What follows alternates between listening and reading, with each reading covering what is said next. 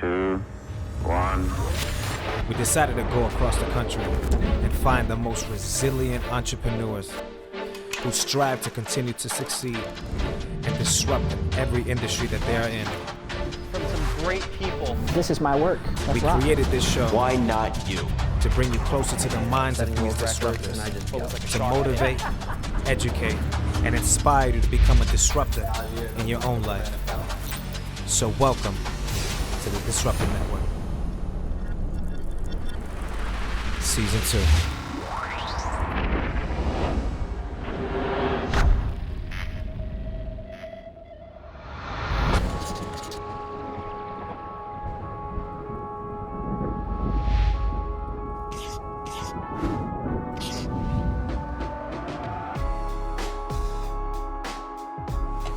I know what you're thinking.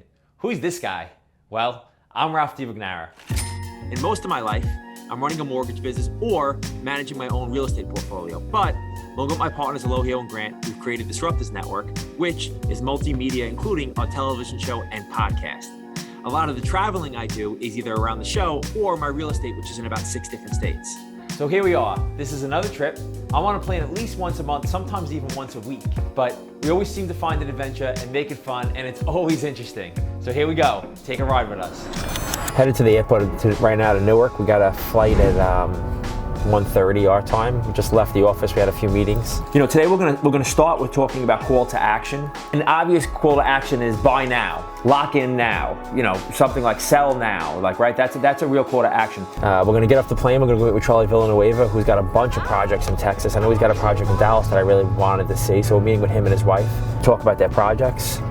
We're gonna grab a low here at the airport. He's already down there setting up for us for the show today. And just a normal day. I'm on a Zoom call right now. We're talking about our agenda to go do other things. So just we're multitasking at its best, but this is what keeps it fun and keeps it interesting. That we're about to get on this plane in about an hour, and then Dallas is the next stop.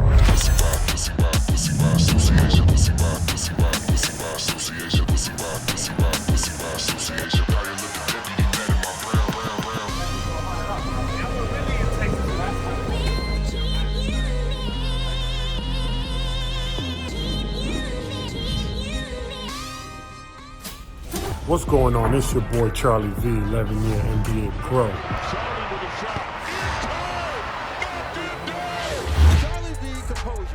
The first property went smooth.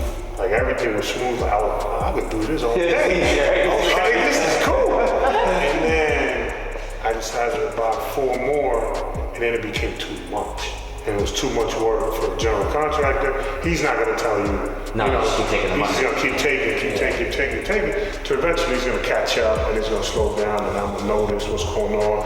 Then less workers are coming up, and boom, then I'm fired. Then I fired him, and then her and I literally became the general contractors. I'm out there. It's the best thing you probably could have done. Yeah. What Charlie is describing here is the process of finding the right contractor. A good contractor could make or break your job. The right contractor is going to run the job efficiently and cost affordably. But Charlie learned the hard way of what a bad contractor can do. And he had to learn from those mistakes to do it himself, but in the end, it was a better off situation for him because he knows how to do the process on his own.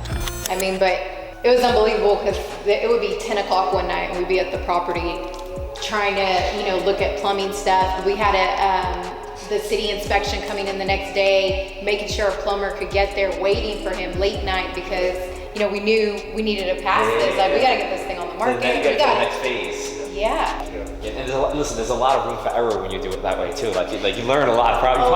You probably learned a lot. Yeah, it's the best way to learn, but you learn a lot. Yeah. Just one of those really humble moments where we're like, wow, you know what? We got to get it done now. It makes you guys authentic, and even like people see social media, and a lot of people see the finished product a lot of times, and they're like, oh, I'm going to do that, and then they get discouraged immediately when it's not going to be that right away. It's not going to be, even for you who came in with notoriety and finances and all that stuff. I think to be honest, I think that's worse. I think that's worse for somebody like him because a lot of people want they don't see the long term. They just want the quick payout. You guys did a good job of like accessing the views from everywhere. You really have a view from every single role. Yeah. It's great. Let me give you some game real quick. Yeah. So this house right here, right? I bought it off a credit line. It's not even my money. I'm using the bank's money, right? So I'm leveraging my assets. I got a good relationship with JP Morgan. I'm leveraging my assets. They give me a big credit line. Now I can build this crib. This house is under LLC, right? It's under a company name.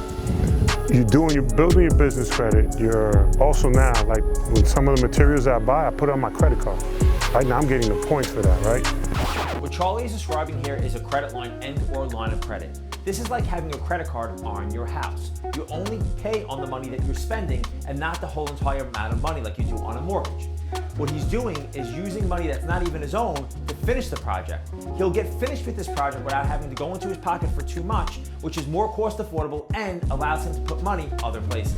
So once I'm done with this house, what I'm gonna do is go back to JP Morgan is, this house approximately, it's gonna run me about like three and a half, all in. Right, so now I go back to JP Morgan, hey, I'm ready to refinance. Okay, they come refinance, they give me, 70 to 75%. Get the money back, pay the credit line, go ahead, do it again, somewhere else. Right, now I just paid this house with not even using my money at all. While my money is working for me in other places. So you're appreciating in other places instead of having. Man, borrowing money right now and having good debt is golden.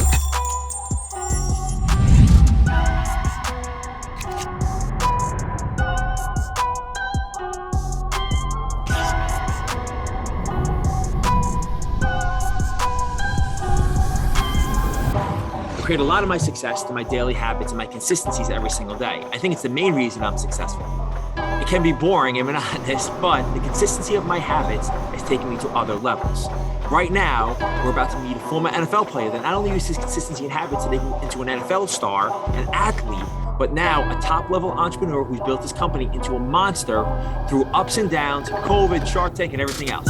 You're gonna love it. Today we're meeting Chris Gronkowski. And we're gonna get busy, man. He has an interesting story. A lot of people know him from the NFL, but a lot of people don't realize that a lot of the people that we're interviewing for this first episode, they're more than athletes. They're more than what people expected of them. They're more than those people that came out of their neighborhoods. These people are all very successful, and they've really disrupted many fields. And for him in particular, we're about to have some smoothies right now. And when we sit in the car, it's definitely gonna get really warm and it's gonna get soggy and nasty if I don't finish it.